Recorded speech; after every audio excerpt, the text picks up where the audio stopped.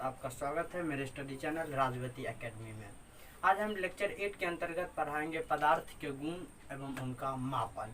NCERT topic है, या देख लीजिएगा, एनसीईआरटी टॉपिक में आपको मिल जाएगा।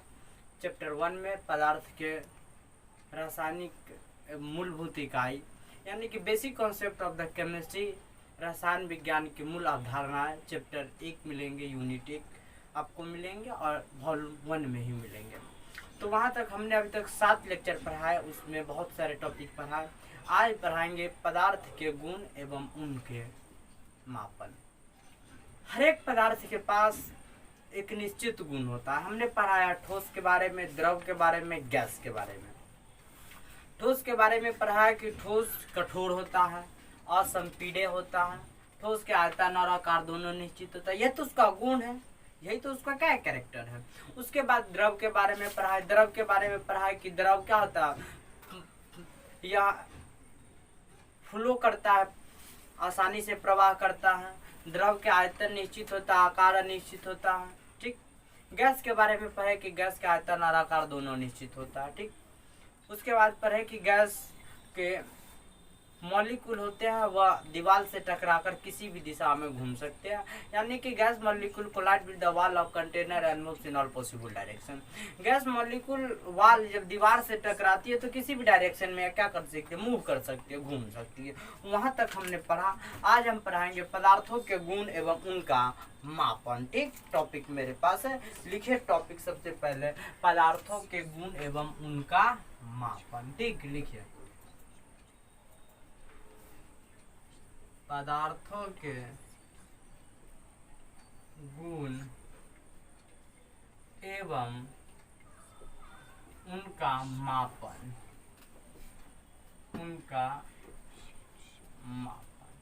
यही मेरे पास टॉपिक है। ठीक है, अब हम पढ़ाते हैं। देखिए, हर एक पदार्थ के पास क्या होता है, एक निश्चित गुण होता है। ठीक।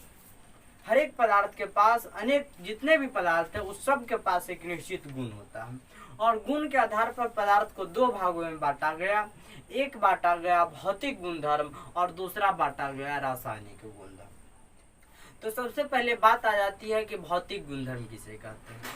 तो वैसा गुण जिसे मापा जा सकता है, व्याख्या किया जा सकता है पदार्थ की रचना में बिना परिवर्तन किए, तो वह भौतिक गुण कहलाता है। ठीक है, फिर समझिए कि वैसा गुण जिसे मापा जा सकता है, व्याख्या किया जा सकता है पदार्थ के संरचना में बिना किसी परिवर्तन के, तो वह भौतिक गुण कहलाता है। आप कहिएगा कि सर कौन सा वह होगा पदार्थ जो बिना किसी परिवर्तन के उसके गुण को हम माप सकते हैं। तो सबसे पहले आप समझिए कि द्रव्यमान। ठीक। द्रव्यमान को हम माप सकते हैं कि नहीं, कि माप सकते हैं। आपको हम दे देंगे 5 केजी चीनी को, क्या करना है, इसको मापना है, मेजर करना है। तो आप अगर जब भी मेजरमेंट पर, इंस्ट्रूमेंट पर चढ़ाइएगा, ठीक, यंत्र पर, तो क्या होगा, आप चीनी के थैला को, उसको बेलन के आकार तो नहीं बनाइएगा, जैसा आकार है वैसा ही आकार में माप देंगे, माप से कर सकते हैं। तो वही कार्यात the property which can be judged and express, एक वैसा गुण जिसे मापा जा सकता है, जिसे व्याख्या किया जा सकता है पदार्थ के संरचना में बिना किसी परिवर्तन के, तो वह क्या कहलाता है, भौतिक गुण। जैसे कि आपके शरीर का अगर हमको तापमान मापना है, ठीक है, मापना है, तो आपको बैठा कर मापेंगे या आपको खड़े करा कर मापेंगे, दोनों में उतना ही तापमान आएगा। या नहीं कि अगर हम आपको बैठा देंगे तो उसमें क्या हुआ, तापमान बढ़ जाएगा, और आपको खड़े करा कर मापेंगे तो तापमान बढ़ जाएगा। यह नहीं, वह तो भौतिक गुण, वही तो भौतिक गुण है कि पदार्थ के संरचना में बिना किसी परिवर्तन के उसे माप सकते हैं, तो वह भौतिक गुण। लेकिन रासायनिक गुण क्या है, वैसा गुण जो अपना प्रभाव दिखाता है रासायनिक अभिक्रिया के बाद, तो वह क्या कहलाता है, रासायनिक गुण कहलाता है। तो आप कहिएगा सर रासायनिक गुण में क्या होगा, जैसे कि आपको फीवर लगी, बुखार लगी, आपने दवा भी खाई, तो कुछ समय में आपका क्या होता है, बुखार रिड्यूस नहीं होता, थोड़ा टाइम लगता है। तो आप कहिएगा वो टाइम सर बर्बाद किया जाता है, नहीं, वो टाइम में होता है रासायनिक अभिक्रिया होता है। आपने जो भी दवा खाया, पैरासीटामोल खाया, कालपोल खाया, कारापोल ग्रुप के ही आ जाते हैं, पैरासीटामोल ग्रुप के ही कालपोल आ जाते हैं। ठीक। तो जो भी दवा खाया, उस दवा में जो भी सबस्टांस है, पदार्थ मिले हुए हैं, जैसे कि पैरासीटामोल का आप लोगों को हम पढ़ाए थे फॉर्मूला C9H9NO2, यही ना पढ़ाए थे। NO2 पढ़ाए थे, 4 हाइड्रोक्सी फिनाइल एसिटामाइड, यही पढ़ाए थे IPSC ने में पैरासीटामोल।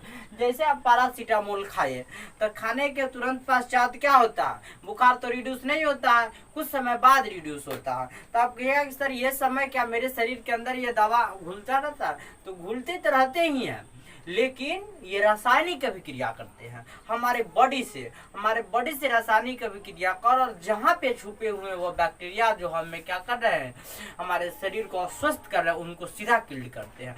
डायरेक्ट अगर गया तुरंत ही एक काम करना चालू किया वो तो हमें और क्या करेगा, डैमेज कर देगा। धीरे धीरे धीरे क्या होते हैं, इनका कार्य चालू होता है। यानी कि रासायनिक अभिक्रिया होने के बाद क्या होता है, हमें कुछ मिलता है क्या है कि हम ठीक होते हैं, वही तो मेरे लिए सबसे बड़ी बात है। तो वही रासायनिक गुण आ जाता है। ठीक, यहाँ तक तो हम बिल्कुल समझ लें कि भौतिक गुण क्या है, रासायनिक गुण क्या है। तो वही इसमें लिखना है कि पदार्थों के गुण एवं उनका मापन। लिखिए, आंसर में लिखिए, प्रत्येक पदार्थ के पास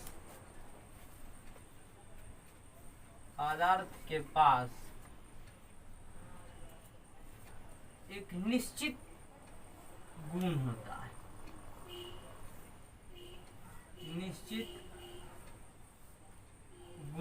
है, ठीक है, गुण होता है। गुण के आधार पर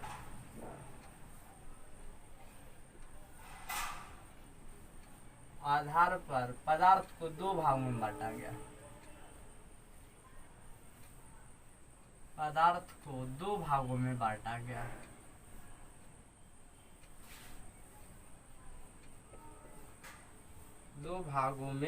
गया है। ठीक है,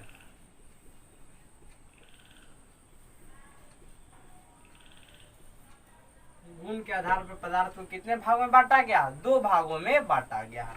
गुण के आधार पर पदार्थ को दो भागों में बांटा गया है।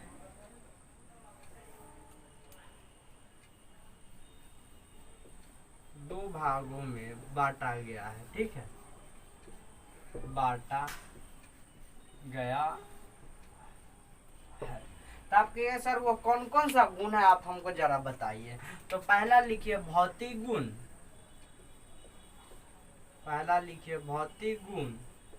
और दूसरा लिखिए रासायनिक गुण। ठीक है,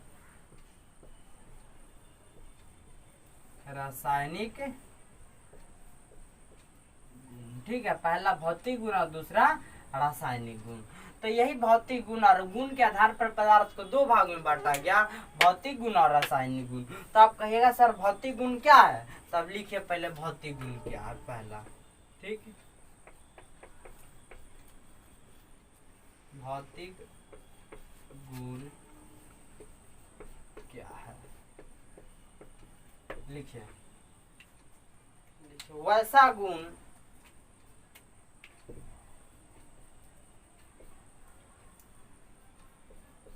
जिसे मापा या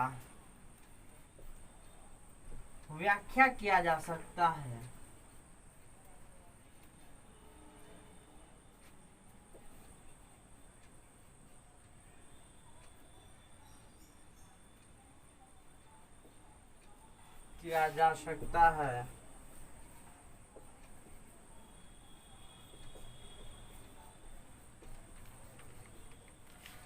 पदार्थ के रचना में बिना परिवर्तन के।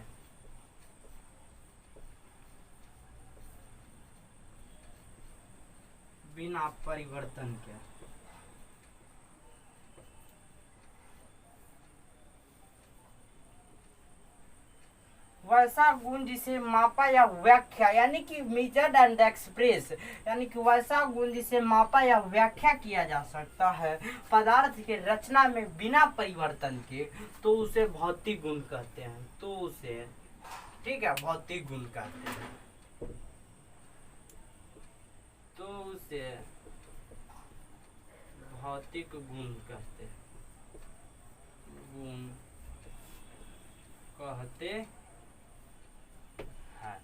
उसे क्या कहते हैं, भौतिक गुण कहते हैं। वैसा गुण जिसे मापा या व्याख्या किया जा सकता है पदार्थ के रचना में बिना परिवर्तन के, तो उसे भौतिक गुण कहते हैं। ठीक है, यहाँ तक सबसे पहले स्क्रीनशॉट कर लीजिए। अब हम इसके एग्जाम्पल के बारे में समझा रहे हैं। ठीक है, जल्द से क्या कर लीजिए, स्क्रीनशॉट कर लीजिए।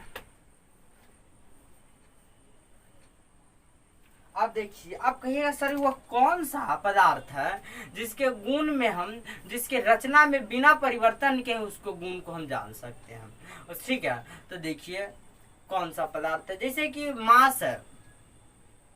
मास यानी कि द्रव्यमान है, टेम्परेचर है, तापमान है। फिर हम बता रहे हैं कि द्रव्यमान आपको हम दिए, ठीक है, आपको हम दिए कि आप 5 kg चीनी को मापिए, ठीक है, मीजर कीजिए। तो आप कहिए सर चीनी गोल गोल होता है, उसको अब हम पानी में भिजा कर मापते हैं, भिंगा कर, तो गड़बड़ बात है। यानी कि बिना उसमें किसी भी परिवर्तन के उसको मापना ही भौतिक गुण कहलाता है। वैसा गुण जिसे मापा या व्याख्या किया जा सकता है पदार्थ के रचना में बिना परिवर्तन के, तो उसे क्या कहते हैं, भौतिक गुण का। बिना परिवर्तन के ही माप सकते हैं। जैसे कि लकड़ी आपको दिए, इतना बड़ा लकड़ी, अब कहें इसको तौलना है तो आप ना सर इसको काट देंगे, इसकी रचना को बदल देंगे तब मापेंगे, तो बात नहीं ठीक, तो गड़बड़ बात हो गई। हमने सीधा कहा मापा, यानी कि बिना रचना परिवर्तन करने आपने मापा। अगर आप काट काट कर भी मापिएगा तो ये उतना ही मास पूरेगा, और आप क्या कीजिए एक तरह ही मापिएगा तब पर भी उतना ही मास क्या कोई परिवर्तन हुआ, कोई परिवर्तन नहीं, तो हम एक ही बार क्यों नहीं मापे। वही कहता है भौतिक गुण कि वैसा गुण जिसके द्वारा पदार्थ के व्याख्या की जा सकती है, मापी जा सकती है, उनमें बिना किसी परिवर्तन के, तो वह भौतिक गुण कहलाती है। ठीक, आप कहेंगे सर एग्जाम्पल क्या होगा, तो द्रव्यमान होगा, तापमान होगा, लंबाई होगा, यह सब क्या आ जाएगा, भौतिक गुण के अंतर्गत आ जाएगा। ठीक, तो यहाँ जगह कम है, ऊपर हम लिख देंगे। यहाँ तक सबसे पहले क्या कर लिया, आप स्क्रीनशॉट कर लीजिए। ठीक है, स्क्रीनशॉट तक कर लिए होइएगा। अब लिखिए कि सर जैसे क्या होगा, इसका उदाहरण क्या होगा। ठीक है,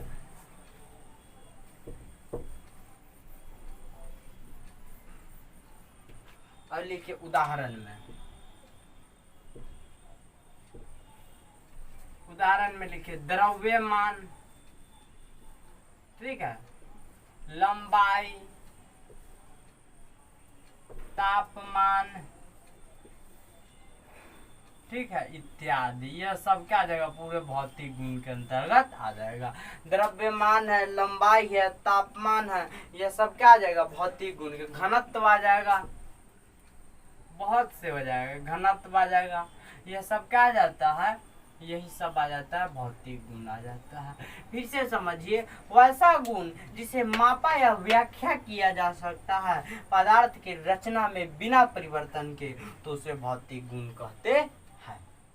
यहाँ तक समझ गए होंगे। ठीक, अब लिखिए रासायनिक गुण। ठीक है, अब लिखिए रासायनिक गुण क्या है, रासायनिक गुण धर्म। ठीक है, दूसरा लिखिए रासायनिक गुण धर्म।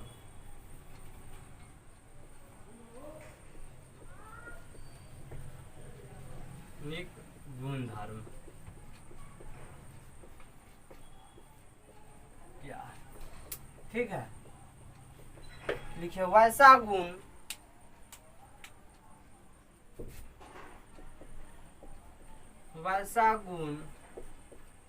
जो रासायनिक अभिक्रिया के बाद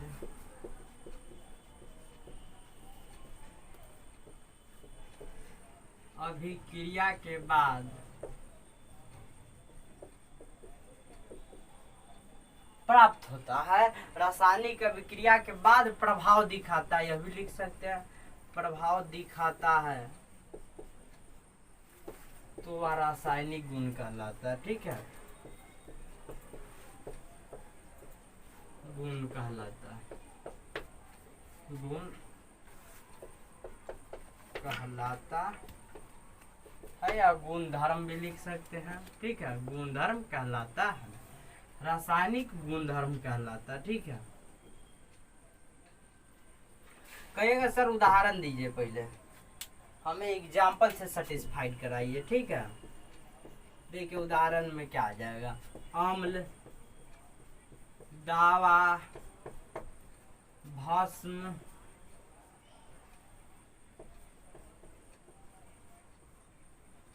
लवण इत्यादि। आप कहिएगा सर कैसे आप मान लेंगे कि दावा कि रासायनिक गुण अभिक्रिया के बाद हुआ, अभिक्रिया कैसे हुआ? तो देखिए, आप अगर मान लीजिए आप पॉइजन को खा लिए, ठीक, आप मान लीजिए सपोज में, तो आप तुरंत एट ए टाइम तो नहीं मरिएगा।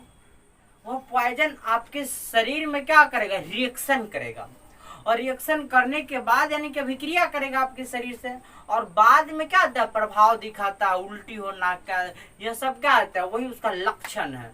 यानी कि अपना गुण बाद में दिखाया, यानी कि आपने केमिकल को खाया, किसी रसायन को खा गया, खाने के पश्चात क्या होता है? कुछ न कुछ आपके शरीर पर प्रभाव पड़ेगा, इफेक्ट पड़ेगा, तो वही रासायनिक गुणधर्म कहलाता है। यहाँ तक आप पूरी तरह सेटिस्फाइड हो गई होगा। अब लिखिए भौतिक, यह तो गुण हुआ। अब उसका मापन किस प्रकार करेंगे? ठीक है, तो अब लिखिए भौतिक गुणधर्म, भौतिक राशि क्या? ठीक है, इस पे लिखिए। अब लिखिए भौतिक राशि, पहले यहाँ तक स्क्रीनशॉट कर लीजिए। ठीक, अब लिखिए भौतिक राशि,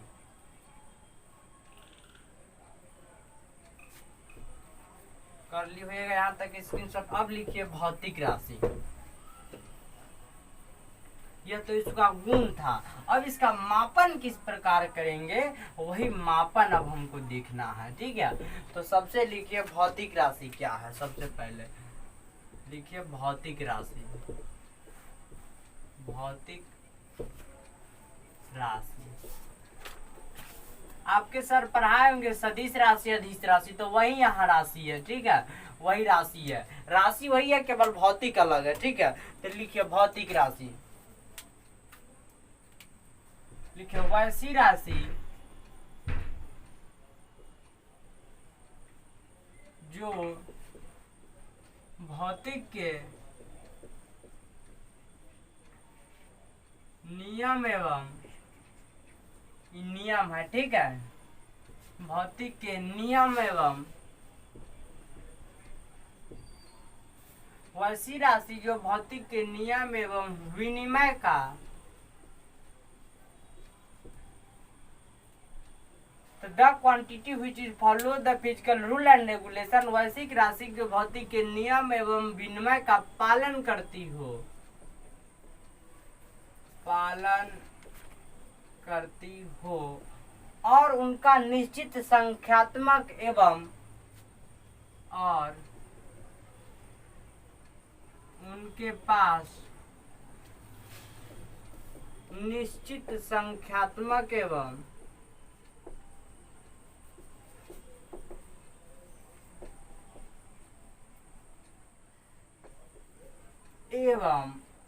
मापन हो, निश्चित संख्यात्मक एवं मापन मानो, निश्चित मापन एवं संख्यात्मक मान हो। ठीक है, निश्चित मापन एवं संख्यात्मक मान हो। ठीक है,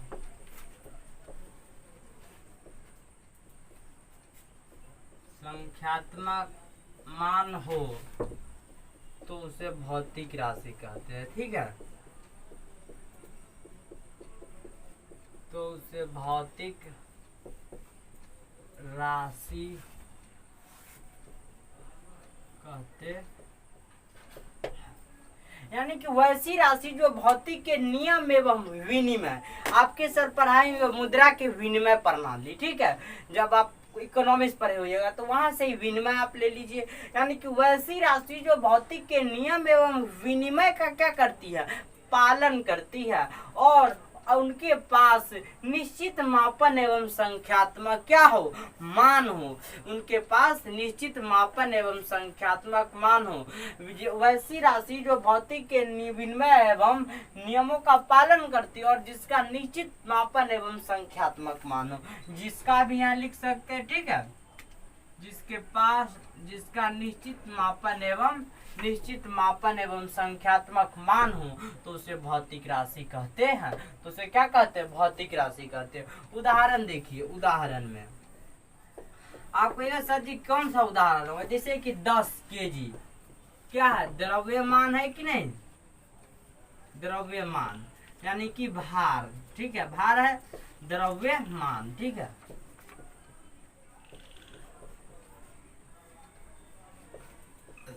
तो यहाँ देखिए 10 क्या है, एक संख्यात्मक मान है कि ना है,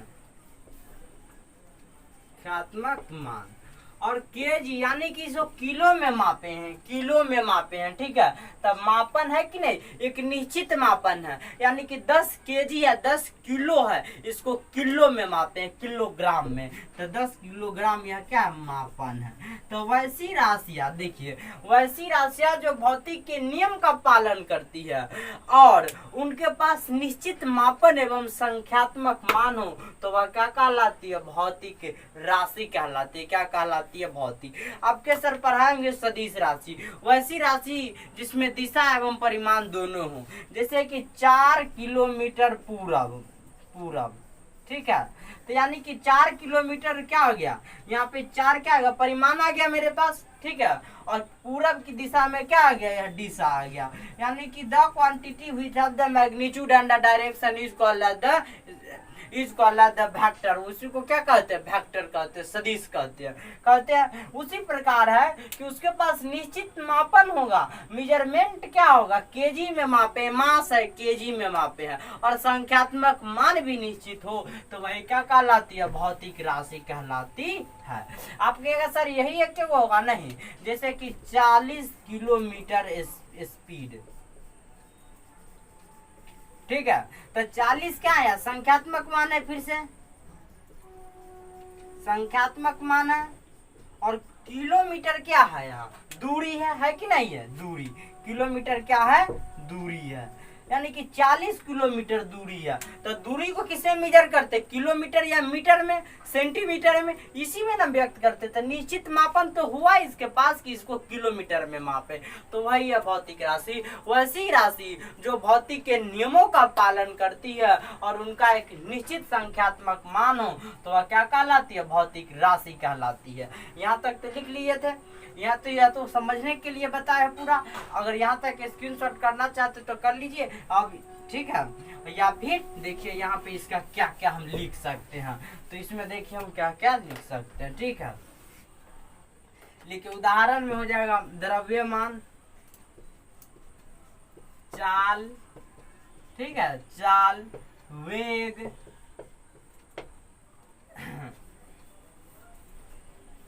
लंबाई,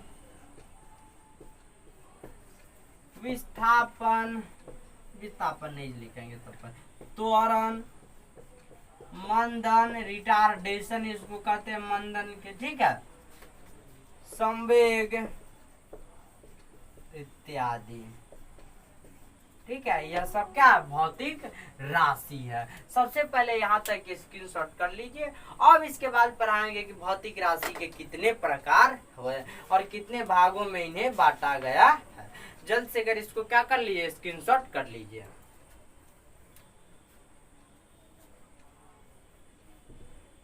कर लिए होंगे स्क्रीनशॉट। अब लिखिए भौतिक राशि के कितने प्रकार हैं।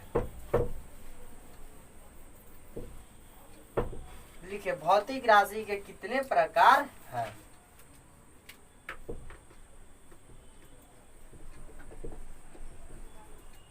भौतिक राशि के कितने प्रकार है, कितने प्रकार है। कोई आपसे पूछेगा चल तू भौतिक राशि पढ़ाए होंगे तुम्हारे सर जी, तो बता भौतिक राशि के कितने प्रकार हैं। तो देखिए भौतिक राशि के दो प्रकार होते हैं, एगो मूल भौतिक राशि, एगो व्युत्पन्न या आधारी भौतिक राशि, ठीक है। तो पहला लिखिए, आंसर लिखिए, भौतिक राशि के दो प्रकार है। भौतिक राशि के दो प्रकार है,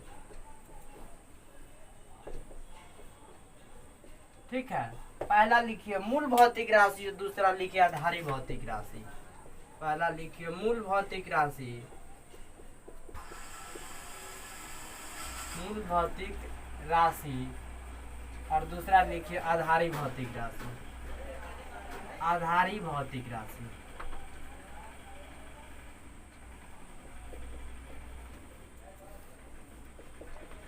आधारी भौतिक राशि, ठीक है, आधारी भौतिक राशि। अब देखिए कहिए सर ये मूल भौतिक राशि और आधारी, आधारी को ही आप लिख सकते हो व्युत्पन्न, ठीक है, आधारी को ही व्युत्पन्न राशि भी लिख सकते हैं, ठीक है, व्युत्पन्न भौतिक राशि, ठीक है, व्युत्पन्न भौतिक राशि, व्युत्पन्न, ठीक है। अब लिखिए कि मूल भौतिक राशि क्या, ठीक है, अब लिखिए मूल भौतिक राशि, मूल भौतिक राशि लिख के डैश दीजिए, ठीक है, लिख के डैश दीजिए मूल भौतिक राशि। लिखिए वैसी राशि जो स्वतंत्र होती है, वैसी राशि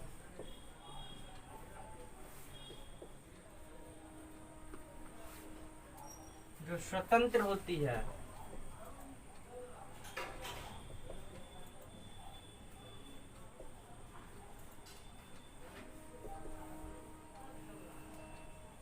वैसी राशि जो स्वतंत्र होती है एवं जिसके मापन के लिए, वैसी राशि जो स्वतंत्र होती है एवं यानी कि समझिए सबसे पहले मूल भौतिक राशि, इसको कहते हैं फंडामेंटल फिजिकल क्वांटिटी, मूल भौतिक राशि, वैसी राशि जो स्वतंत्र होती है एवं जिसके मापने के लिए किसी अन्य राशि की आवश्यकता नहीं होती है, तो वह मूल भौतिक राशि। तो the quantity which is independent which can express and measured in their own term, यानी कि एक वैसी राशि जो स्वतंत्र होती है जिसे मापने के लिए किसी दूसरे राशि की आवश्यकता नहीं होती, इसे मापना एवं व्याख्या इनके ही पदों में किया जाता है, ठीक है, एवं इसे मापने के लिए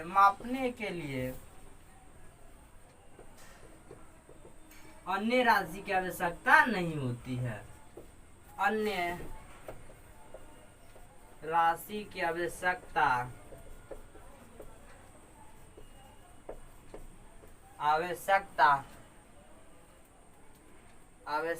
नहीं होती है, ठीक है,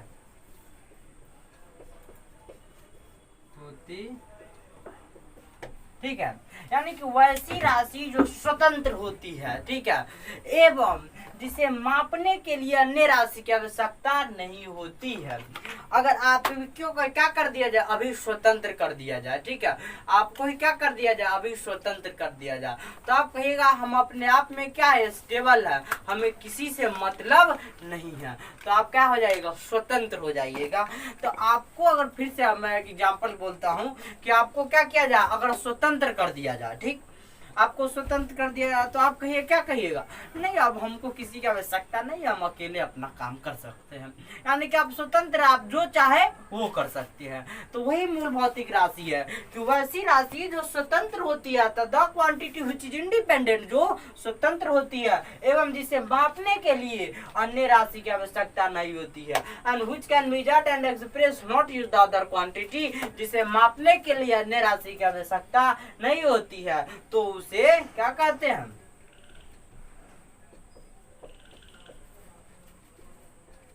तो उसे मूल भौतिक राशि कहते हैं, तो उसे मूल भौतिक राशि कहते हैं, ठीक है,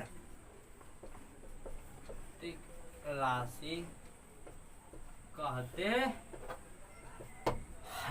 तो उसे क्या कहते हैं, मूल भौतिक। आप समझ गए होंगे कि मूल भौतिक राशि क्या है। तो द क्वांटिटी एक वैसी राशि जो स्वतंत्र होती है, एक वैसी राशि जो क्या होती है, स्वतंत्र होती है एवं उसे मापने के लिए किसी अन्य राशि की आवश्यकता नहीं होती है, तो उसे मूल भौतिक राशि कहते हैं। आप कहिएगा सर एग्जाम्पल बताइए, तो हम बताएंगे एग्जाम्पल। सबसे पहले आप इतना तक क्या कर लिए, स्क्रीनशॉट कर सकते हैं, हम तुरंत ही कीजिए ताकि हमें क्या हो, समझाने में कोई आगे दिक्कत ना हो, तुरंत मैं खत्म भी कर दूं लेक्चर को, ठीक है, कर लिए होइएगा आप स्क्रीनशॉट, ठीक है।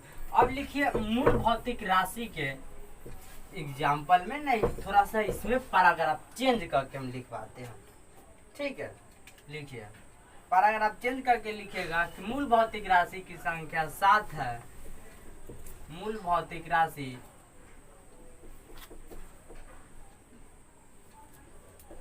मूल भौतिक, ठीक है, राशि की संख्या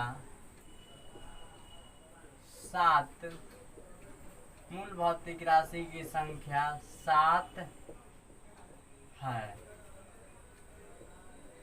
ठीक है, जो नीचे दिया गया है, जो नीचे दिया गया है। द्रव्यमान, ठीक है, जो नीचे दिया गया है लिखिएगा, द्रव्यमान जो इस प्रकार है या जो इस प्रकार है।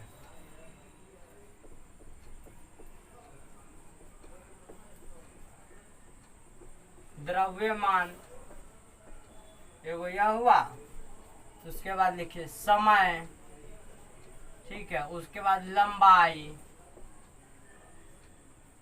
विद्युत धारा, ठीक है, यहाँ पे लिख लीजिएगा विद्युत धारा, यहाँ पे नहीं क्या करेगा, नहीं यहाँ पे सक्सेस होगा, लिखिएगा विद्युत धारा, विद्युत धारा, ठीक है,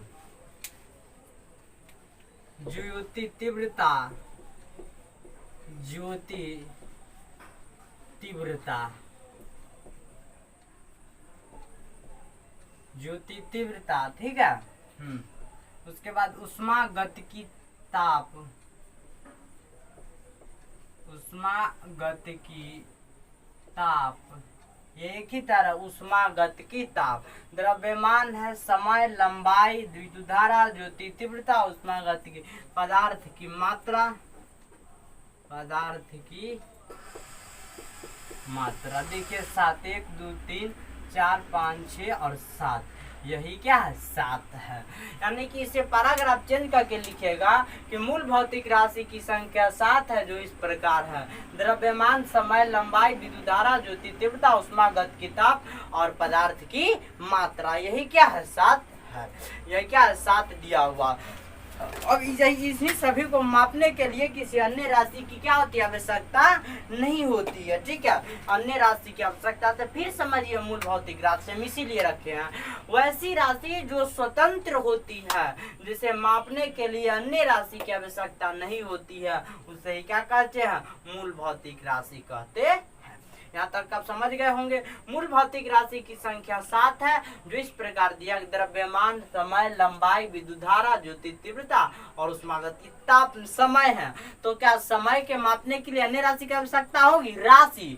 समय को मापने के लिए अन्य में कहता हूँ इक्विपमेंट्स नहीं, यंत्र नहीं, राशि। राशि तो बहुत होंगे तो उसकी आवश्यकता नहीं होगी। हम इक्विपमेंट्स के बारे में मैं नहीं बोल रहा हूँ, केवल और केवल मैं राशि के बारे में बोल रहा हूँ। तो आप कहिएगा सर राशि क्या है, तो राशि जो हम क्या करते हैं, यह राशि फल नहीं, इसमें ज्योति तीव्रता, समय, वेग, चाल, दूरी, विस्थापन, यह सब आ जाए, वही समय, वही राशि है, ठीक है।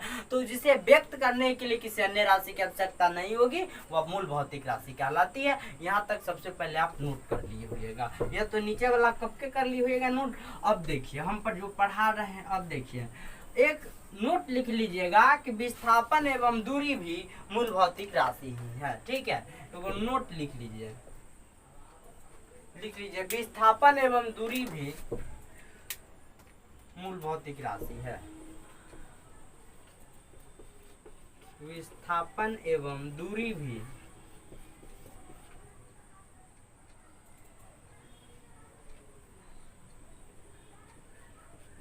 मूल भौतिक राशि।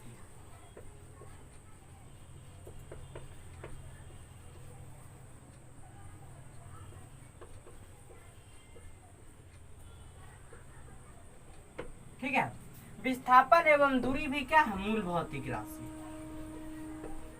आप कहिएगा सर विस्थापन तक का हमको समझा दिए, दूरी समझा दिए। लिखिए छोटी लंबाई को विस्थापन कहते हैं और बड़ी लंबाई को दूरी कहते हैं। जैसे ही पेन का लंबाई 10 सेंटीमीटर होगा तो यह एक विस्थापन है, ठीक है। लेकिन जब आप अपने घर से बाजार की तरफ जाते हो तो वह एक दूरी है। क्यों? क्योंकि एक बड़ी लंबाई है। क्या है? एक बड़ी लंबाई है, तो वह क्या हो गया? दूरी हो गया। आपके सर सब पढ़ा दिए होंगे नाइन्थ में कि दूरी क्या है और विस्थापन क्या है। तो यह लिखाए होंगे जरूर कि छोटी लंबाई को विस्थापन कहते हैं और बड़ी लंबाई को दूरी कहते हैं। जैसे कि आप अपने घर से किसी शहर के लिए रवाना हुए और उस शहर की लंबाई लगभग 5 किलोमीटर है तो वह क्या होगा, दूरी हो गया। लेकिन जब आप एक पेन की तरफ देखते हो, जब आप एक स्केल की तरफ देखते हो तो वह सब विस्थापन। क्यों? एक छोटी लंबाई है तो छोटी लंबाई विस्थापन और बड़ी लंबाई क्या कहलाती है, दूरी कहलाती है। तो विस्थापन एवं दूरी भी मूल भौतिक राशि है। अब लिखिए आधारी या व्युत्पन्न भौतिक राशि। ठीक है, अब लिखिए आधारी या व्युत्पन्न भौतिक राशि है।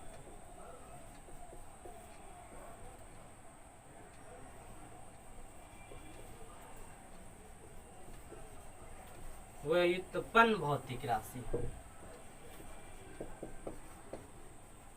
भौतिक राशि। आधारी या व्युत्पन्न भौतिक राशि क्या है?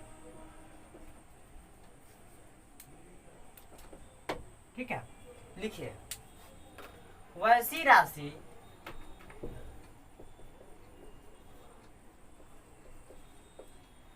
जो स्वतंत्र नहीं होती है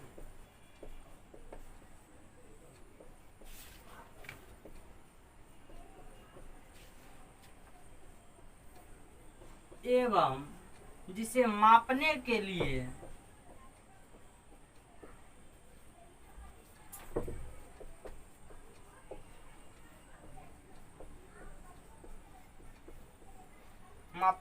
मूल भौतिक राशि की आवश्यकता होती है।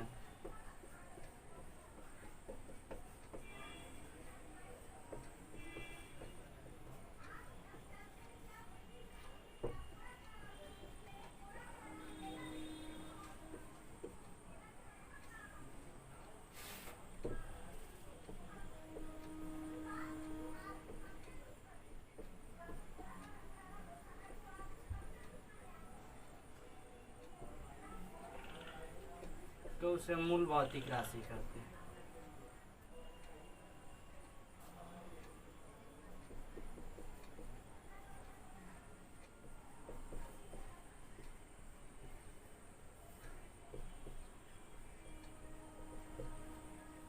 तो उसे मूल भौतिक राशि कहते हैं। ठीक है, यानी कि वैसी राशि जो स्वतंत्र नहीं होती है एवं जिसे मापने के लिए मूल भौतिक राशि की आवश्यकता होती है तो उसे आधारी, सॉरी गलत लिखा गया था, लिखिएगा आधारी भौतिक राशि कहते हैं। आधारी भौतिक राशि कहते हैं। आधारी भौतिक राशि कहते हैं। ठीक है, तो आप कहिएगा सर ये किसी का एग्जाम्पल, पहले हमको और तरह समझा दीजिए। ठीक है, तो वैसी राशि जो स्वतंत्र नहीं होती है एवं जिसे मापने के लिए मूल भौतिक राशि की आवश्यकता होती है तो उसे आधारी भौतिक राशि कहते हैं या व्युत्पन्न भौतिक राशि कहते हैं। तो यहाँ तक आप सबसे पहले स्क्रीनशॉट कर लीजिए, फिर हम इसका एग्जाम्पल बताएंगे और आपको पूरा सेटिस्फाइड कर देंगे कि आधारी भौतिक राशि क्या है। ठीक है, आधार जिसे आप थ्योरी से जरूर आप समझ गए होइएगा कि वैसी राशि जो स्वतंत्र नहीं होती है एवं जिसे मापने के लिए मूल भौतिक राशि की आवश्यकता होती है तो उसे आधारी भौतिक राशि कहते हैं। यहाँ तक आप स्क्रीनशॉट कर लिए होइएगा। अब देखिए इसका एग्जाम्पल। ठीक,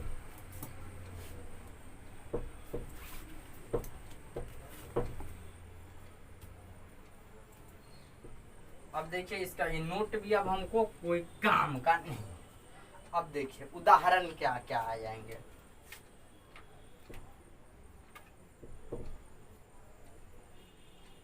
देखिए उदाहरण में मैं वेग दे रहा हूं, चाल दे रहा हूं, त्वरण दे रहा हूं, मंदन है, संवेग है, बल है, दाब है। ठीक है, ऊर्जा है, कार्य है, आयतन है, लंबाई है, ज्यादा एरिया है, एरिया में क्षेत्रफल। ठीक है, इत्यादि है। इससे अलावा 7 गो मूल भौतिक राशि पढ़ाए हैं। उससे अलावा जो भी आपके सामने प्रोजेक्ट हो जाए, आपके सामने आ जाए, आप सीधा मारिए उसको, सीधा की आधारी भौतिक राशि है। नाम चेंज कर देगा, कहेगा व्युत्पन्न भौतिक राशि, आप कहिएगा तो जो भी बोलो मैं इसे व्युत्पन्न और आधारी ही कहूंगा। क्यों? क्योंकि यह किसी दूसरे पर निर्भर होता है, यह स्वतंत्र नहीं होता है। वही तो लिखा है कि वैसी राशि जो स्वतंत्र नहीं होती है एवं जिसे मापने के लिए मूल भौतिक राशि की आवश्यकता होती है। आप कहे ना सर पहले हमको एगो समझा कर दिखाइए तभी हम समझेंगे। तो देखिए पहले एगो हम आपको समझा रहे हैं। वेग बराबर आपके सर जी पढ़ाए होंगे विस्थापन बट्टा समय। देखिए समय कौन सा मात्रक है, आप कमेंट में बताइएगा। समय कौन सी राशि है? तो समय मूल भौतिक राशि है। अगर मैं समय को हटा दूं तो क्या वेग मैं ज्ञात कर पाऊंगा कभी भी? तो वेग क्या है? एक आधारी भौतिक राशि है, लेकिन समय क्या है? एक मूल भौतिक राशि है। तो वेग को ज्ञात करने के लिए समय की आवश्यकता पड़ती है, तो समय एक मूल भौतिक राशि है। तो यहाँ हम समझ गए समय क्या है? मूल भौतिक राशि है। मूल भौतिक राशि है। तो आवश्यकता पड़ी या न पड़ी आप ही बताइए कि वेग को ज्ञात करने के लिए मूल भौतिक राशि की आवश्यकता पड़ी या न पड़ी? तो पड़ी। तो डिफिनीशन भी क्लियर कि वैसी राशि जो स्वतंत्र नहीं होती है एवं जिसे मापने के लिए मूल भौतिक राशि की आवश्यकता होती है। समय क्या है? मूल भौतिक राशि। अगर मैं वेग निकालूंगा तो समय मूल भौतिक राशि आ जाएगा। मैं समय नहीं दिया रहेगा तो वेग पता नहीं लगेगा। तब तो समझ में आ गया कि बिना मूल भौतिक राशि के आधारी भौतिक राशि ज्ञात नहीं कर पा सकते हैं। तो यहाँ तो आप समझ गए। अब कहिएगा ना सर आप बताइए। तो आप देखिए विस्थापन। देखिए विस्थापन आपका है कि आप कभी क्या किए, घर से चलकर थोड़ी छोटी दूरी में मान लेता हूँ, आप घर से चलकर अपने आपकी चौक की लंबाई है मात्र 5 मीटर लंबाई है। कितना मीटर है? 5 मीटर लंबाई है दूरी है, यानी कि दूरी है। तो आप 5 मीटर विस्थापन आपने तय किया, आपको समय लगा 10 मिनट। कितना मिनट? 10 मिनट। आपको मात्र 5 मीटर की दूरी तय करने में आपको 10 मीटर लगा, यानी कि समय कितना लगा? तो 10 मिनट लगा सर। तो मैं कहूँगा कितना के स्पीड से गया तो कि तुमको 5 मीटर तय करने में 10 मिनट लग गया? तो आप कहिएगा सर समय बराबर होता है वेग बराबर विस्थापन बट्टा समय। तो आप निकाल लीजिए कि मैं कितना के स्पीड से गया। तो 5 मीटर बट्टा 10 सेकेंड। समय के मात्रा कितना होता है? सेकेंड होता है 10। ठीक है, 10 मिनट आपको लगा तो मिनट को मैं सेकेंड में बदल दूंगा। 1 मिनट बराबर 60 सेकेंड। तो 10 मिनट, 1 मिनट बराबर कितना आ जाएगा? 60 सेकेंड। 60 सेकेंड। तो 10 गुना 60 यानी कि कितना आ जाएगा? 10 छक 7 600। इतना आपको क्या लगा? सेकेंड लगा। सेकेंड लगा तो इतना सेकेंड में आपने क्या की? तय की कितना दूरी, यानी कि मैं अगर मान लेता हूँ आप कहेगा सर 5 सेकेंड लगा। तो यानी कि 1 सेकेंड 5 सेकेंड लगा। तो 5 5 5 यानी कि 1, यानी कि 1 मीटर पर सेकेंड। आपने 1 मीटर को 1 सेकंड में तय किया। कितना? 1 मीटर को 1 सेकंड में दूरी, 1 सेकंड में आपने 1 मीटर दूरी तय की तो आपको कितना लगा? मात्र 5 मिनट लगा। तो यही समय कितना? 5 सेकंड है। अब बिना समय के मैं अपना वेग ज्ञात करूंगा, यानी कि हम अपने घर से चौक तक जाने में 1 मीटर पर सेकेंड की स्पीड से गए। 1 मीटर पर सेकेंड की स्पीड से हम अपने घर से कहाँ गए? तो चौक तक गए। तो बिना हम समय का कुछ ज्ञात कर सकते? वेग नहीं। तो वही होता है आधारी भौतिक राशि कि वैसी भौतिक राशि जो स्वतंत्र नहीं होती है एवं जिसे मापने के लिए मूल भौतिक राशि की आवश्यकता होती है, तो उसे आधारी भौतिक राशि कहते हैं। आपको समझ में आ गया होगा पूरा कंसेप्ट क्लियर? ठीक, अब मिटा देते हैं इसको। ठीक, अब हम आगे पढ़ाते हैं। तो स्क्रीनशॉट कर लिए होइएगा और यह भी कर लीजिएगा। ठीक, अब उदाहरण भी समझ गया मूल भौतिक राशि का, यह भी स्क्रीनशॉट कर लीजिए जल्दी से। अब हम पढ़ाएंगे मूल भौतिक राशि हो गया, आधारी भौतिक राशि हो गया। अब हम पढ़ाएंगे मात्रक क्या है। मात्रक के बाद बहुत छोटा सा टॉपिक है, उसके बाद वो क्लियर ही हो जाएगा मात्रक क्या है। ठीक है, लिखिए मात्रक क्या है। मात्रक क्या है लिखिए, किसी वस्तु या पिंड के मानक इकाई को ही मात्रक कहते हैं। लिखिए, किसी वस्तु या पिंड के मानक मापन को ही, मानक इकाई को ही मात्रक कहते हैं। मानक इकाई को ही मात्रक कहते हैं।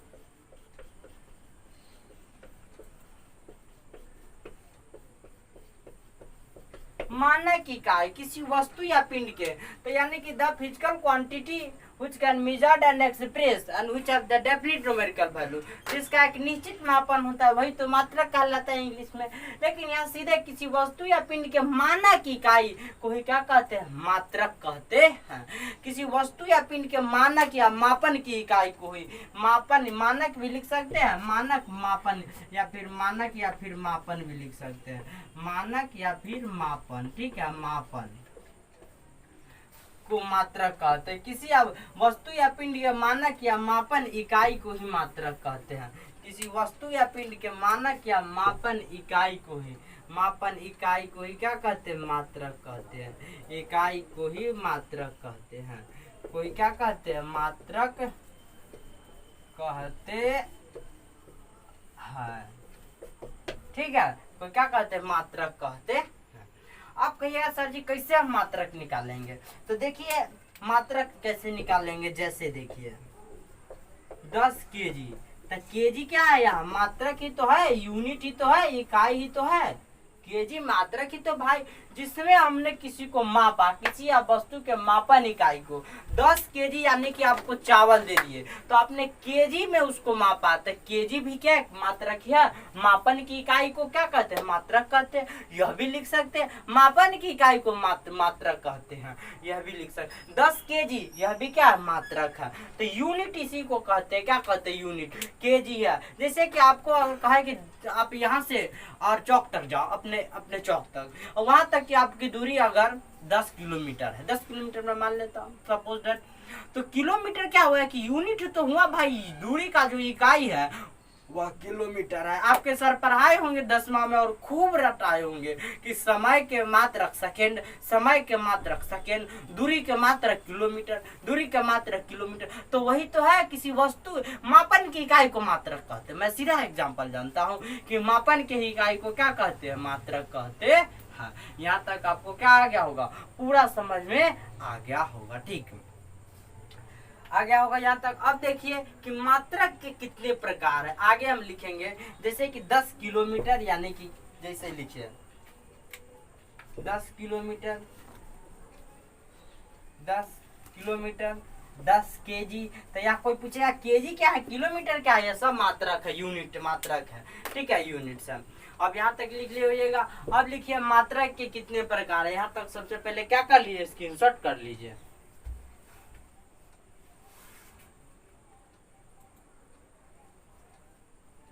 अब लिखिए मात्रक के कितने प्रकार है। मात्रक के भी 2 प्रकार में बांटा गया है। अब मात्र 15 से 20 मिनट का क्लास बचा हुआ है, ठीक है। अब देखिए मात्रक के कितने प्रकार है, लिखिए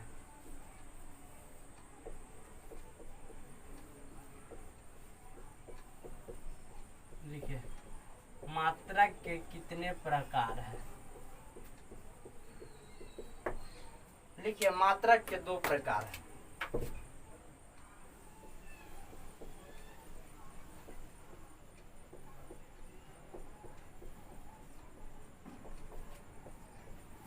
मात्रा कितने प्रकार है, 2 प्रकार है। आप कहिए कौन कौन है सर, तो लिखिए मूल मात्रक, और दूसरा लिखिए आधारी मात्रक, क्या व्युत्पन्न मात्रक।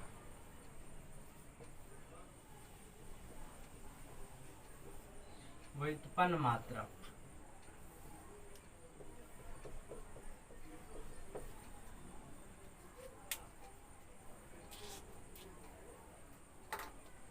लिख लीजिए पहले मात्रक कितने प्रकार है, तो 2 प्रकार है, ठीक है।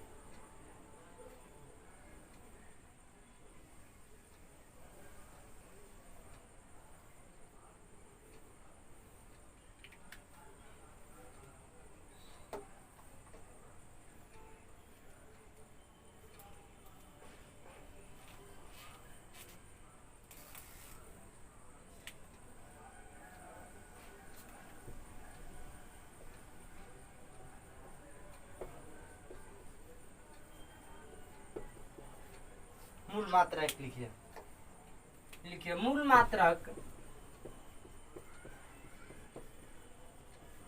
मूल भौतिक राशि की इकाई है।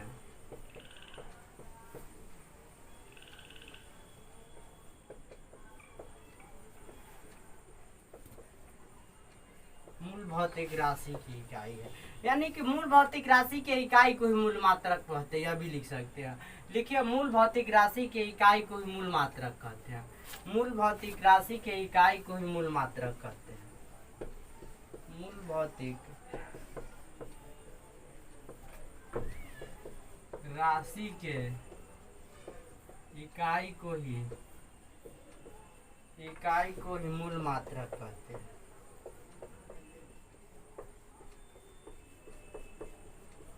कोई मूल मात्रक कहते हैं। यह मात्रक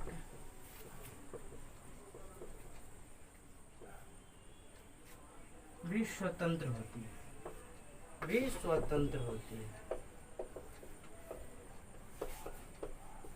यानी इसे भी इस मात्रा को ज्ञात करने के लिए किसी अन्य मात्रा की आवश्यकता नहीं होती। लिखिए इस मात्रा को ज्ञात करने के लिए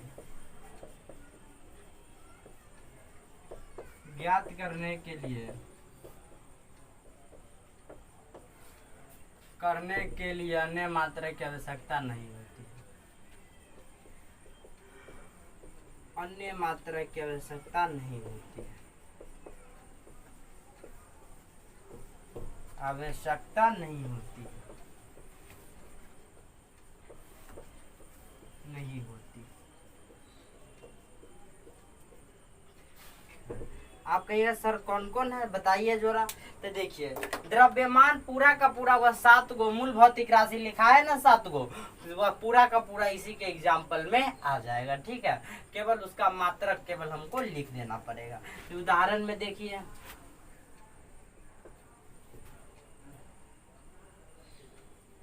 यहाँ तक सबसे पहले स्क्रीनशॉट कर लीजिए, तब उदाहरण इसका हम बता देते हैं कि मूल मात्रक का उदाहरण क्या होता है। ठीक है, इसके बाद मात्रक क्या होता है, उसके बाद मूल मात्रक के बाद व्युत्पन्न मात्रक पढ़ाएंगे और उसके बाद मात्रकों की प्रणाली, फिर अंतरराष्ट्रीय मात्रक। ठीक है, कर लीजिए यहाँ तक स्क्रीनशॉट।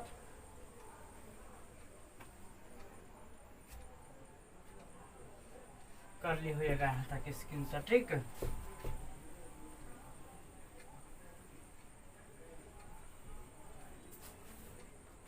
अब उदाहरण में देखिए द्रव्यमान के मात्रक आ जाता है केजी, यही मूल मात्रक है। लंबाई एक मात्रक आ जाता है मीटर। ठीक है, उसके बाद लिखिए द्रव्यमान है, लंबाई है, समय इसका मात्रक एस सेकेंड से सूचित करते हैं। ठीक है, उसके बाद लिखिए पदार्थ की मात्रा इसको लिखते हैं मोल। ठीक है, उसके बाद ज्योति तीव्रता को कहते हैं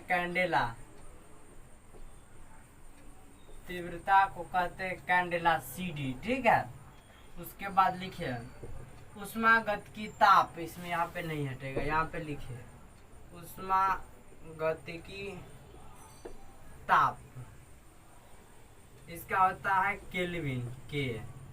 ठीक है, और इसके और लिखिए 1 2 3 4 5 6 हुआ अभी तक। ठीक है, द्रव्यमान, लंबाई, समय, पदार्थ की मात्रा, ज्योति तीव्रता, उष्मागतिकी ताप, और एक और आ जाएगा मेरे पास समय। ठीक है, उष्मागतिकी, द्रव्यमान है, समय है, लंबाई है। ठीक है, पदार्थ की मात्रा है, ज्योति तीव्रता है और उष्मागतिकी ताप है। इसके अलावा हमारे पास एक और आ जाते हैं जिसका नाम हो जाता है विद्युत धारा। ठीक है, यानी कि मूल मात्रक है, यही क्या मूल मात्रक है। मूल भौतिक राशि के इकाई को, यह सब तो मूल भौतिक राशि तो है। विद्युत धारा भी एक बार मूल भौतिक राशि तो है। विद्युत धारा के कहते हैं आई या ए। ठीक है, विद्युत धारा के क्या कहते हैं, आई या फिर ए एम्पियर कहते हैं, कर यूनिट एम्पियर होता है। यानी कि मूल भौतिक राशि के इकाई को ही मूल मात्रक कहते हैं। कोई पूछेगा कि मूल मात्रक है क्या, तो कहिएगा कि मूल भौतिक राशि के इकाई को ही मूल मात्रक कहते हैं। यह मात्रक भी स्वतंत्र होती है। यानी कि जब मूल भौतिक राशि स्वतंत्र होती है तो मूल मात्रक क्यों नहीं स्वतंत्र होगा, यह भी स्वतंत्र होती है। इसका मात्रक ज्ञात करने के लिए अन्य मात्रक की आवश्यकता नहीं होती है। उदाहरण द्रव्यमान, केजी, मीटर, समय, यह सब क्या आ जाता है, यही सब इसका उदाहरण आ जाता है। पूरा सातों का सात मूल भौतिक राशि, इसमें क्या करना, कॉपीराइट कर देना है। केवल यहाँ तक का पूरा समझ गए होंगे कि मूल मात्रक क्या है। अब लिखिए आधारी मात्रक क्या है। ठीक है, यह पहले से स्क्रीनशॉट कर लिए होइएगा और यह अपना करते रहिएगा। अब लिखिए आधारी मात्रक क्या है। ठीक है, दूसरा आ जाता है मेरे पास आधारी मात्रक। आधारी मात्रक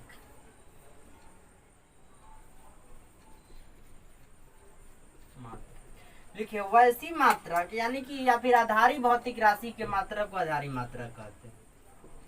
आधारी भौतिक राशि के, आधारी भौतिक राशि के मात्रक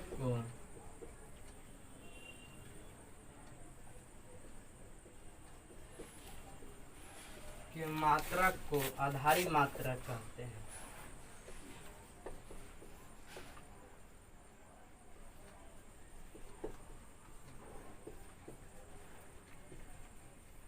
कहते हैं, यह स्वतंत्र नहीं होती है। ठीक है, देखिए यह स्वतंत्र नहीं होती है, नहीं होती है। इसे ज्ञात करने के लिए लिखिए इसी में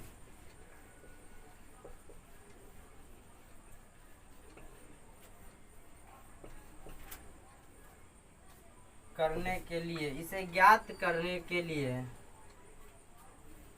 मूल मात्रक की आवश्यकता होती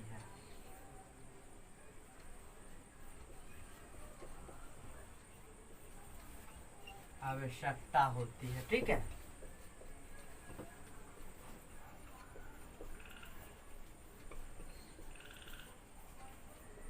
होती, यही मूल मात्रक है। आप कहिए सर जी आधारी मात्रक, या सॉरी मूल, यही आधारी मात्रक है। ठीक है, यानी कि आधारी भौतिक राशि के मात्रक को ही आधारी मात्रक कहते हैं। यह स्वतंत्र क्या होती है, नहीं होती है, एवं इसे ज्ञात करने के लिए मूल मात्रक की आवश्यकता होती है। आप कहिएगा सर जी कौन कौन से आ जाए, तो अभी पढ़ा है वेग है, वेग में समय, विस्थापन बट्टा समय, समय क्या मूल मात्रक है कि ना, तो वह सब क्या क्या आवश्यकता में तो जरूर होगी। लिख लिए एग्जाम्पल में, जैसे लिख लिए उदाहरण में लिखिए वेग, वेग के क्या होता है, मीटर पर सेकेंड निकाल दिए थे। ठीक है, चाल के भी होता है मीटर पर सेकेंड। ठीक है, उसके बाद लिखिएगा ऊर्जा के जूल होता है, ऊर्जा के क्या होता है, जूल, सीधे जूल जाके जूल भी लिख सकते हैं, कैलोरी भी लिख सकते हैं। ठीक है, यह ऊर्जा की मात्रा क्या, जूल, 1 कैलोरी बराबर 4.2 जूल, यह सब आप लोग जानते होइएगा।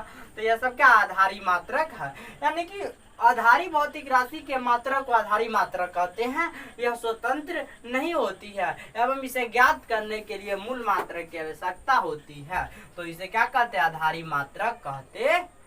वेग अभी पढ़ाएंगे, फिर पढ़ाए थे कि वेग बराबर विस्थापन बट्टा समय, तो समय एक मूल मात्रक है। चलिए फिर समझा देंगे, यहाँ तक सबसे पहले स्क्रीनशॉट आप कर लीजिए। ठीक है,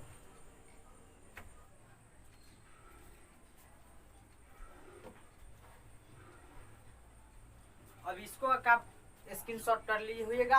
अब हम पढ़ते हैं कि इसी का जो वेग है उसके बारे में। ठीक है, कि आप किस प्रकार से निकाल देते हैं इसके वेग के बारे में। ठीक, यहाँ तक तुम समझ गए। ठीक है, अब आगे हम पढ़ेंगे, देखिए अब वेग किस प्रकार हम निकालेंगे। ठीक, देखिए वेग है, फिर वेग बराबर हम पढ़ाते हैं विस्थापन बट्टा समय, समय होता है समय, विस्थापन बट्टा समय होता है।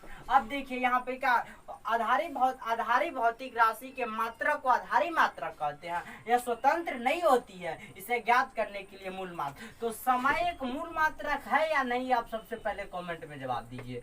समय एक मूल मात्रक है, तो बिना समय के वेग हम ज्ञात नहीं कर सकते हैं, तो इसका यूनिट मीटर पर सीधा सेकेंड। कहिएगा सर जी मीटर कैसे से निकाल देते हैं, तो देखिए विस्थापन एक दूरी है, दूरी एक लंबाई है, विस्थापन भी दूरी, छोटी लंबाई को विस्थापन कहते हैं, तो लंबाई के मीटर, और समय के मात्रक आपके सर पर आए सेकेंड यानी कि मीटर पर सेकेंड, यही ना आ जाएगा विस्थापन वाली। वेग मीटर पर सेकेंड, चाल है, त्वरण है, ठीक है, त्वरण क्या होता है मीटर पर सेकेंड स्क्वायर, सब आपके सर पढ़ा दिए होंगे। ठीक, यहाँ तक हम बिल्कुल आपको सहमत है कि आप समझ गए होइएगा। ठीक, ये तो स्क्रीनशॉट पहले ही कर लिए हैं। अब पढ़िए कि मात्रकों के अंतरराष्ट्रीय इकाई, उसके बाद क्या आ जाएगा, खत्म हो जाएगा मेरा यह यूनिट, खत्म, यूनिट नहीं लेक्चर केवल क्या होगा, खत्म हुआ। अब लिखिए मात्रकों के अंतरराष्ट्रीय प्रणाली। ठीक,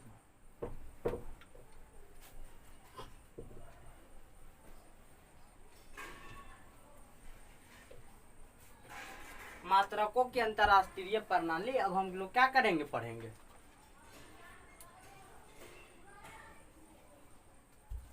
लिखिए अब मात्रकों की अंतरराष्ट्रीय प्रणाली, मात्रकों की अंतरराष्ट्रीय प्रणाली, अंतरराष्ट्रीय प्रणाली कितनी है, ठीक है, कितनी, आंसर लिखिए। मात्रकों की अंतरराष्ट्रीय प्रणाली 3 है, यह क्वेश्चन था, आंसर लिखिए। मात्रकों की अंतरराष्ट्रीय प्रणाली 3 है, अंतरराष्ट्रीय प्रणाली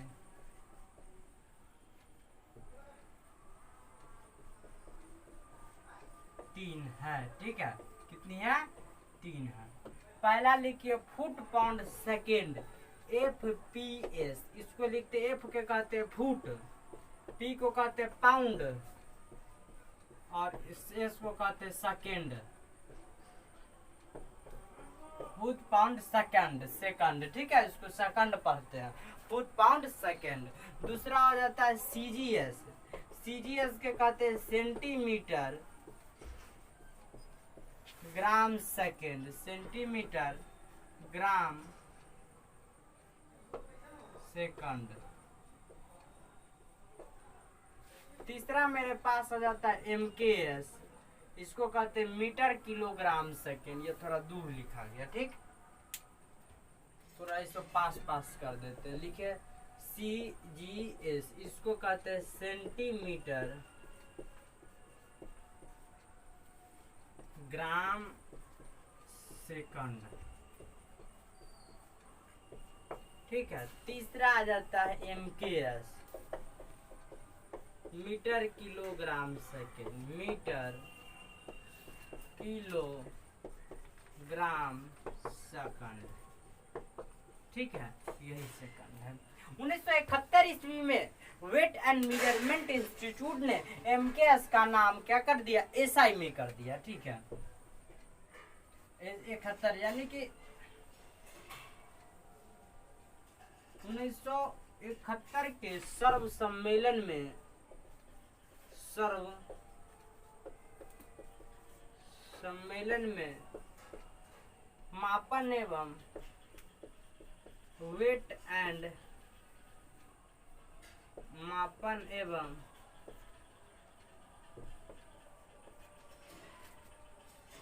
भार, वेट एंड मेजरमेंट, ठीक है,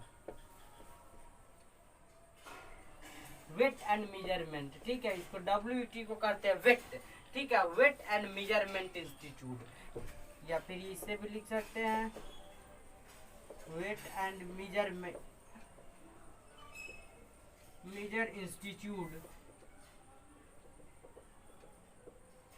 वेट एंड मेजर इंस्टीट्यूट ने, यानी कि MKS को 1971 के सर्व सम्मेलन में वेट एंड मेजर इंस्टीट्यूट ने MKS को ऐसा यूनिट में बदल दिया, ऐसा यूनिट में बदल दिया, ठीक है, बदल दिया। 1971 ईस्वी में MKS का नाम बदलकर SI कर दिया गया।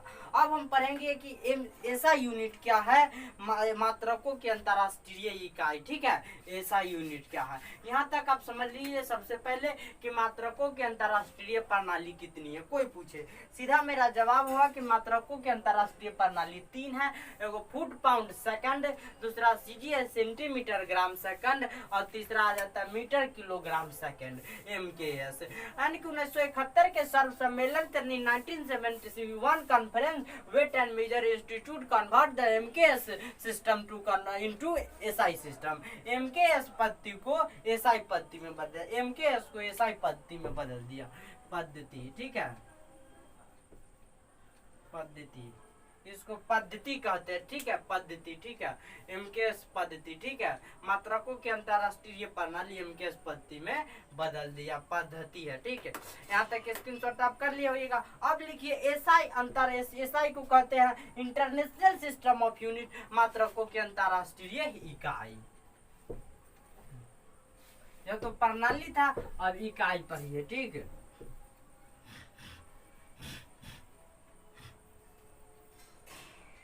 मात्रकों की अंतर्राष्ट्रीय इकाई क्या है। ठीक है, मात्रकों की अंतर्राष्ट्रीय इकाई क्या है, इकाई क्या है, लिखिए अंतर्राष्ट्रीय मात्रकों की अंतर्राष्ट्रीय इकाई को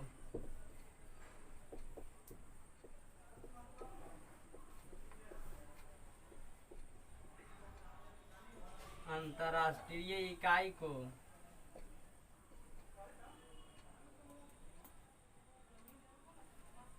मात्रकों की अंतर्राष्ट्रीय इकाई को संक्षेप में SI यूनिट कहते हैं। SI, ठीक है, SI यूनिट कहते हैं,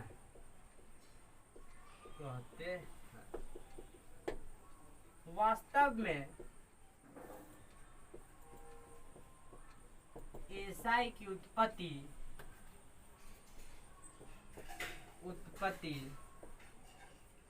फ्रेंच भाषा के फ्रेंच नाम le system international de unit, international de unit से हुई है। अगर सर जी कहिएगा आप कि सर जी एकरा हिंदी में लिख लीजिए, तो इसको हिंदी में वही लिखाएगा ली सिस्टम इंटरनेशनल डी यूनिट। ठीक है, लेकिन यही ठीक है, LESYSTEM system INTERNATIO international de unit. यानी कि अब कोई पूछ सकता है कि SI की उत्पत्ति कहाँ से हुई, तो फ्रेंच भाषा के ली सिस्टम इंटरनेशनल डी यूनिट से हुई, जिसका अर्थ होता है मात्रकों की अंतर्राष्ट्रीय इकाई। ठीक है, जिसका अर्थ होता है मात्रकों की अंतर्राष्ट्रीय इकाई, मात्रकों की अंतर्राष्ट्रीय इकाई।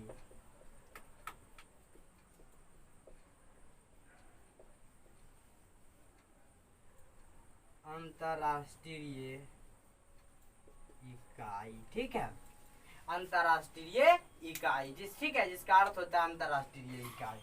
ठीक है, सन 1960 ईस्वी में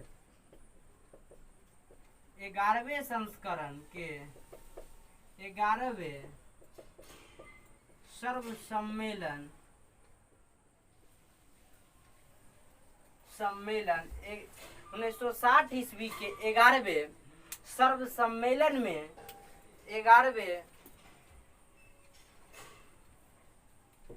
1960 ईस्वी के 11वें, ठीक है,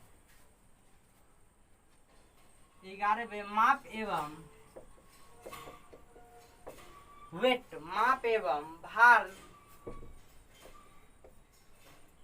1960 ईस्वी में कर दीजिए, सॉरी 1960 ईस्वी में माप एवं भार के 11वें संस्करण में सर्व सम्मेलन में एसआई यूनिट को एक्सेप्ट किया गया, यानी कि एक्सेप्ट मान्यता प्राप्त, मान्यता दी गई। 1960 ईस्वी में माप एवं भार के 11वें संस्करण 11वें सर्व सम्मेलन में एसआई को मान्यता प्राप्त, एसआई यूनिट कर दीजिएगा, एसआई यूनिट को मान्यता प्राप्त की गई। यहाँ भार है, ठीक है, भार, एसआई यूनिट को मान्यता दी गई, मान्यता दी गई। यह 7 मूल भौतिक राशि पर निर्भर करती, इसी में लिखिए, यह 7 मूल भौतिक राशि पर निर्भर करती है, मूल भौतिक राशि पर निर्भर करती है, निर्भर करती है। ये ऊपर ही लिख देंगे, ठीक है। थोड़ा और इसमें इसको लंबा करना है, यहाँ तक सबसे पहले स्क्रीनशॉट कर लीजिए। कहिएगा सर जी समझाए नहीं कर स्क्रीनशॉट करने। पहले देखिए, मात्रकों के अंतरराष्ट्रीय इकाई क्या, international systems of the unit. यह बहुत वीवीआई क्वेश्चन है, यह आपको कंपटीशन लेवल तक भी पूछा जा सकता है कि ऐसा यूनिट किस भाषा से के नाम से उत्पत्ति हुई है, किस भाषा के नाम से, तो फ्रेंच भाषा के नाम से। तो उस नाम क्या था उस भाषा का, the least system international D units from which the ऐसा यूनिट इज प्रोड्यूस, जिसे ऐसा यूनिट की क्या हुई, उत्पत्ति हुई। तो वही कह रहा, मात्रकों के अंतरराष्ट्रीय इकाई को संक्षेप में ऐसा यूनिट कहते हैं। वास्तव में ऐसा की उत्पत्ति फ्रेंच नाम least system international de unit से हुई है, जिसका अर्थ होता है मात्रकों के अंतरराष्ट्रीय इकाई। सन 1960 ईस्वी में माप एवं भार के 11वें सर्व सम्मेलन में ऐसा यूनिट को मान्यता दी गई। सॉरी यहाँ पे छूट गया है, को मान्यता दी गई, ठीक है, को मान्यता दी गई। यहाँ तक तो आसानी से हम लोग समझ गए कि 1960, कोई पूछेगा क्वेश्चन इसी में से कि कब ऐसा यूनिट अंतरराष्ट्रीय इकाई को मान्यता दी गई, तो 1960 ईस्वी में। किसके सम्मेलन में, तो वेट एवं यानी कि माप एवं भार के 11वें संस्करण में। अगर अगला क्वेश्चन पूछेगा कि मात्रकों की अंतरराष्ट्रीय इकाई की उत्पत्ति किस नाम से हुई है, तो फ्रेंच भाषा के least system international de unit से हुई है, जिसका अर्थ क्या होता है, तो मात्रकों की अंतरराष्ट्रीय इकाई, ठीक है। बहुत क्वेश्चन इससे पूछे जा सकते हैं, ठीक है। हम टेलीग्राम पर क्वेश्चन भेज देंगे इससे संबंधित जो भी क्वेश्चन है, ठीक।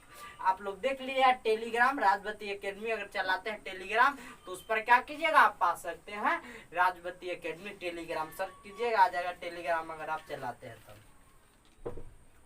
यह तो कर लिए हम लोग स्क्रीनशॉट, ठीक है।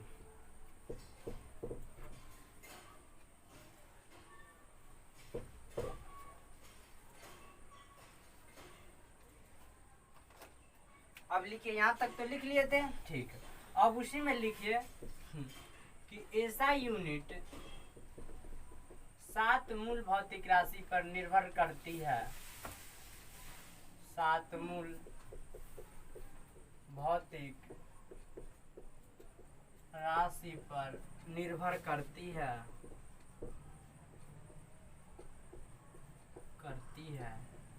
और इन्हीं के द्वारा अन्य राशि भी ज्ञात की जाती है, अन्य इकाई भी ज्ञात की जाती है,